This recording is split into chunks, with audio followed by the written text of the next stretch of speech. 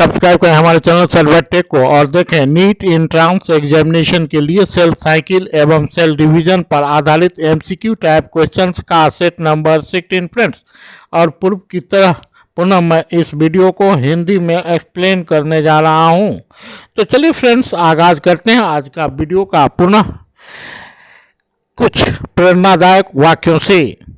आईना भी टूट जाता है, तस्वीरें भी बदल जाती है, खुद पर भरोसा हो मेरे दोस्त तो तकदीरें भी बदल जाती है। तो चलिए आगाज करते हैं आज के वीडियो को जो सेल साइकिल एवं सेल डिवीजन पर आधारित है। तो चलिए फ्रेंड्स एमसीक्यू टाइप क्वेश्चंस की कड़ी में हमारा यह वीडियो पुनः प्रस्तुत है।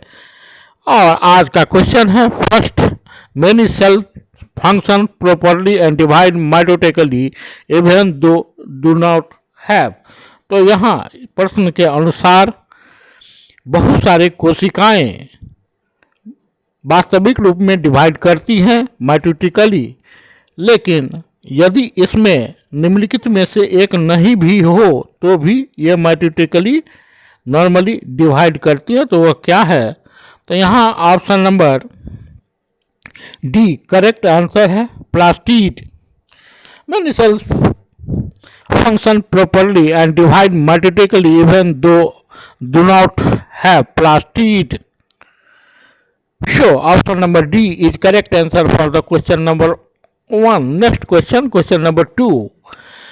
In contrast of cell division, which chromosomal behavior takes place at the left stage?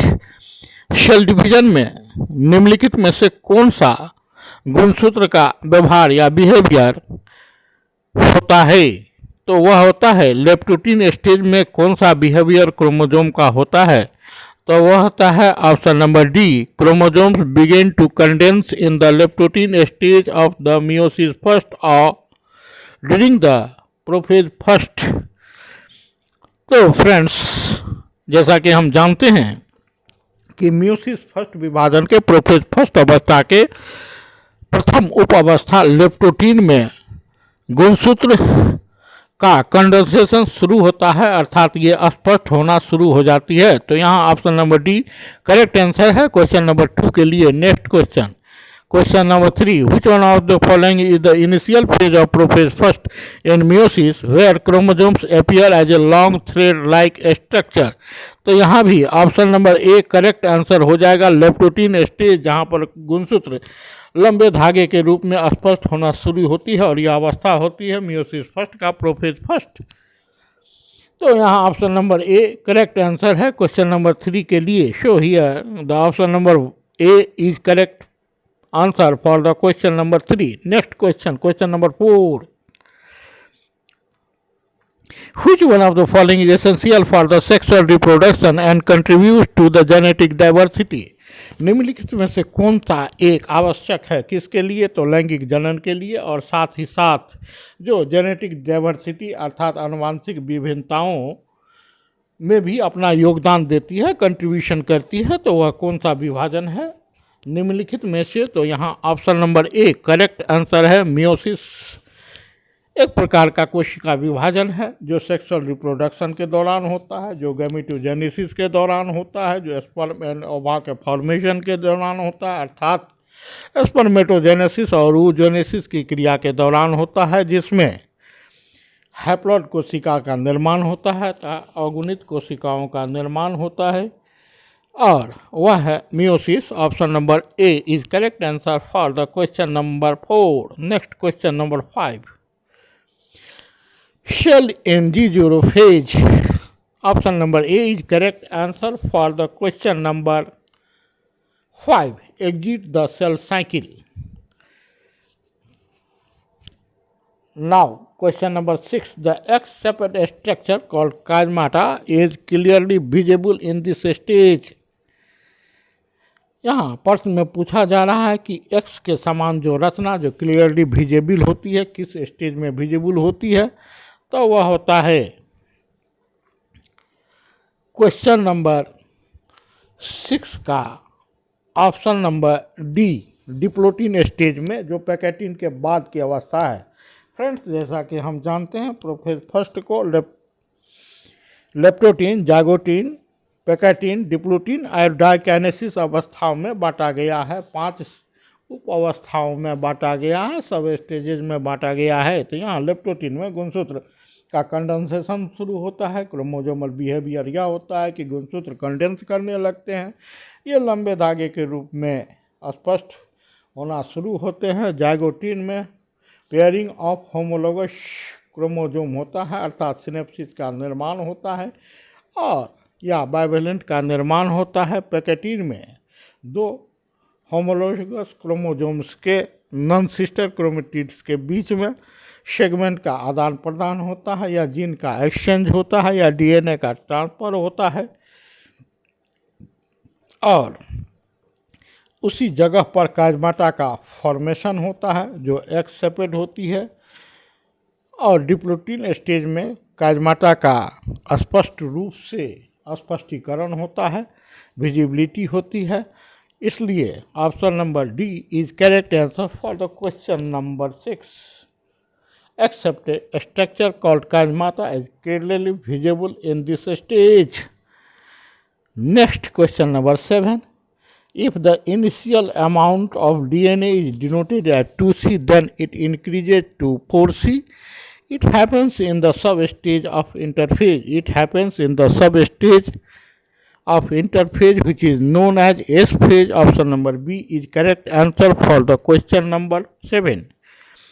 यहाँ प्रश्न के अनुसार कहता है अगर प्रारंभिक मात्रा डीएनए की जिसको 2C से व्यक्त किया जाता है तो यह 4C में बदल जाती है या 4C में वृद्धि कर जाती है, तो यह इंटरफेज के किस उप अवस्था में होता है? तो यह सिंथेटिक फेज या एस फेज में होता है और इसे कहते हैं डीएनए का डुप्लीकेशन। और डीएनए का डुप्लीकेशन होता है, न कि क्रोमोसोम की संख्या में कोई बदलाव होता है। आप इसे भी याद रखेंगे। और यहाँ option number B is correct answer for the question number 7। Next question friends, question number 8। After the completion of the mitosis the parent cell divides into the 2 daughter cells, this is called. तो mitosis के complete होने पर या पूर्ण होने पर parent cell divide करता है 2 डॉटर सेल में, दिस इज कॉल्ड। इस क्रिया को क्या कहते हैं? तो इसे कहते हैं साइटोकाइनेसिस, कोशिका द्रव्य का विभाजन। एंड माइटोसिस की क्रिया में कैरियोकाइनेसिस अर्थात केंद्रक के विभाजन के बाद साइटोकाइनेसिस की क्रिया होती है, कोशिका द्रव्य का विभाजन होता है और 2 संतति कोशिकाओं का निर्माण होता है जिसमें गुणसूत्रों की संख्या मातृ कोशिका के समान होती है और यह सोमेटिक कोशिकाओं में होता है, अर्थात यह शरीर की कोशिकाओं में जो वृद्धि शरीर में लाती है उन कोशिकाओं में होता है। So in the case of the mitosis you should have to know that karyokinesis, that is the division of nucleus, is followed by the cytokinesis, that is the division of cytoplasm, and finally the production of the 2 daughter cells which have same number of chromosomes as in their parent cell. Next question है question number 8। तो यहाँ option number A is correct answer for the question number 8। Next question है question number 9। What is the correct sequence of the event during mitosis? Mitosis के दौरान कौन सा क्रम होता है? किस क्रम में माइटोसिस की क्रिया घटित होती है? तो यहाँ ऑप्शन नंबर डी है correct answer. Condensation, nuclear membrane disassembly, arrangement at the equator, centromere division, segregation and telophase stage. तो यहाँ हम देखते हैं कि न्यूक्लियर मेम्ब्रेन डिसेंबिलिटी अर्थात न्यूक्लियर मेम्ब्रेन केंद्रक झिल्ली गायब हो जाती है और अरेंजमेंट एट द इक्वेटर अर्थात गुणसूत्र जो होते हैं वह इक्वेटर पर मध्यवर्ती रेखा पर अरेंज हो जाते हैं। सेंट्रोसोम का डिवीजन होता है, 2 सेंट्रोमियर बनते हैं और अपोजिट पोल की तरफ दोनों ऑर्गेनाइज हो जाते हैं और सेग्रीगेशन की क्रिया होती है अर्थात गुणसूत्र के क्रोमेटिड्स आपस में अलग होकर स्पिंडल फाइबर से जुड़कर सेंट्रोसोम के द्वारा दूसरे एक अपोजिट पोल पर, एक दूसरे के अपोजिट पोल पर अट्रैक्ट होने लगते हैं, जमा होने लगते हैं और टेलोफेज अवस्था में यह क्रिया संपूर्ण होने लगती है। पुनः न्यूक्लियर मेम्ब्रेन और सारे सेल ऑर्गेनल्स बनने लगते हैं, अर्थात रीअपियर होने लगते हैं। साथ ही साथ साइटोकिनेसिस के द्वारा दो कोशिकाओं का निर्माण हो जाता है संपूर्ण माइटोसिस की क्रिया में। तो show option number D is correct answer for the question number 9. Next the question number 10. Which of the following is expected to occur in the if anaphase promoting complex APC is defective in human cell? यहाँ प्रश्न के अनुसार यदि मनुष्य की कोशिका में anaphase promoting complex APC defective हो जाता है, दोषयुक्त हो जाता है, तो निम्नलिखित में से क्या संभावना व्यक्त की जा सकती है? तो यहाँ क्वेश्चन नंबर 10 का option number B, chromosomes will not segregate, chromosome का सेग्रीगेशन नहीं होगा। तो option number B is correct answer for the question number 10 here. Option number B is correct answer for the question number 10. Now the question number 11. Spindle fibres attach on to centromeres, spindle fibres centromeres के किस जगह पर जुड़ते हैं? तो option number A, kinetochore of the chromosome से spindle fibres जुड़ते हैं। Show here the option number A is correct answer for the question number 11. Next question, question number 12. This is not a characteristic feature of the mitosis in somatic cells. यहाँ प्रश्न के अनुसार काय कोशिकाओं में mitosis का निम्नलिखित में से कौन सा विशेषता नहीं है? तो वह विशेषता नहीं है ऑप्शन नंबर सी, सिनेप्सिस, अर्थात माइटोसिस कोशिका विभाजन में सिनेप्सिस की क्रिया नहीं होती है, अर्थात पेयरिंग ऑफ होमोलोगस क्रोमोसोम नहीं होता है, अर्थात बाइवेलेंट का निर्माण नहीं होता है। So option number C is correct answer for the question number 12. Next question, question number 13. The meiotic stage in which the homologous chromosome separate while the sister chromatids remain associated at their centromere in meiosis second. तो friends देखते हैं हम इसमें कि meiotic stage के में किस अवस्था में समजात गुणसूत्र के सिस्टर क्रोमेटिड्स एक दूसरे के साथ संपर्क में रहते हैं eight there centromeres in the meiosis second. तो वह होता है स्टेज आपको option number D, anaphase stage में। तो हम याद रखेंगे एनाफेज फर्स्ट में मियोसिस विभाजन के फल के दौरान होमोलोगस समजात गुणसूत्र सेपरेट होते हैं, अलग हो जाते हैं, जबकि सिस्टर क्रोमेटिड्स एक दूसरे के साथ बने रहते हैं सेंट्रोमियर के पोजीशन पर मियोसिस सेकेंड में भी। नेक्स्ट क्वेश्चन, तो show here option number D is correct answer for the question number 13. Now the question number 14. Chromosomes begin pairing during meiosis first, chromosome का पेयर बनना शुरू हो जाता है मियोसिस फर्स्ट के किस विभाजन में? तो हम देखते हैं यहाँ option number B correct answer है, जाइगोटीन अवस्था में beginning of the pairing of homologous chromosomes what finally they appear as bivalent or paired homologous chromosome form in zygote stage, which is the later stage after the leptotin. As we know that prophase first is divided into leptotin, zygotin, pectin, diplotin, dikinesis. तो meiosis first की prophase first की दूसरी अवस्था zygotin में chromosome का pairing होता है, लेकिन इसका बिगनिंग, इसकी शुरुआत कब हो जाती है? तो लेप्टोटीन स्टेज में ही हो जाती है। Next question number 15. During which phase of the meiosis do tetrad form?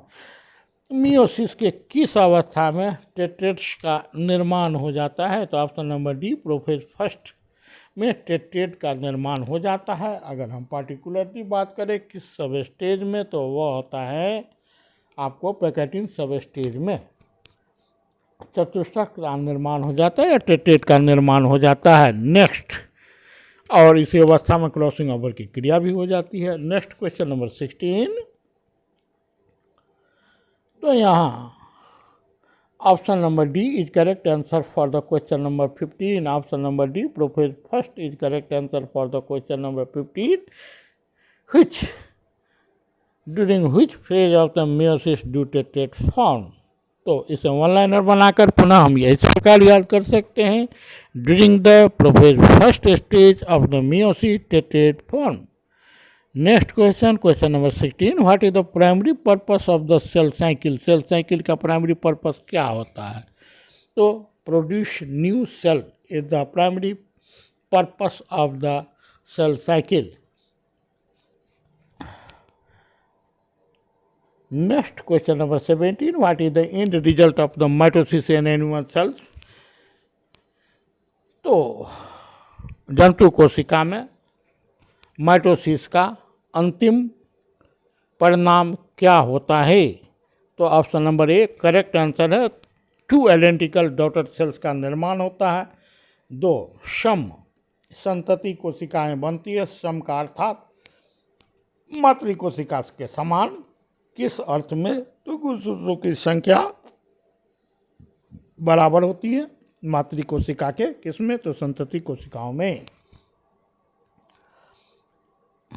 Next question number 18, in meiosis how many divisions occur and how many daughter cells are produce. तो meiosis में हम जानते हैं कि 2 डिवीजन होते हैं और प्रत्येक विभाजन से 2 संतति कोशिकाओं का निर्माण होता है, या युग्मकों का निर्माण होता है, या शुक्राणु का निर्माण होता है, या ओवम का निर्माण होता है। अर्थात कुल मिलाकर 2 डिवीजन से 2 मल्टीप्लाई बाय 2 4 डॉटर सेल्स का निर्माण होता है।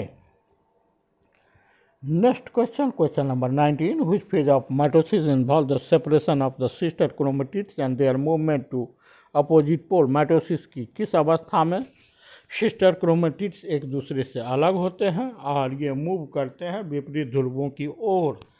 तो यह होता है option number C correct answer है, एनाफेज स्टेज में। तो यहाँ वन लाइनर बनाकर याद कर सकते हैं, which phase of mitosis involve. तो यहाँ the anaphase of mitosis involve the separation of sister chromatids and their movement to opposite poles. Option number C is correct answer for the question number 19. And question number 20, what is the significance of meiosis? meiosis का significance क्या है? meiosis का महत्व क्या है? meiosis की विशेषता क्या होती है? तो वह option number B, it ensures the genetic diversity in the offsprings. यह संतति कोशिकाओं में जेनेटिक डाइवर्सिटी आनुवंशिक भिन्नता को प्रकट करता है, अर्थात it ensures genetic diversity in offsprings. Next last question of this video, what is the end result of mitosis animal cells. तो 2 identical daughter cells are formed as a result of mitosis in animal cells. So here the option number A is correct answer for the question number 21, and in last I am providing the answers of the above questions, which are as follows. So please wait for my next video. Thanks for watching. Good night.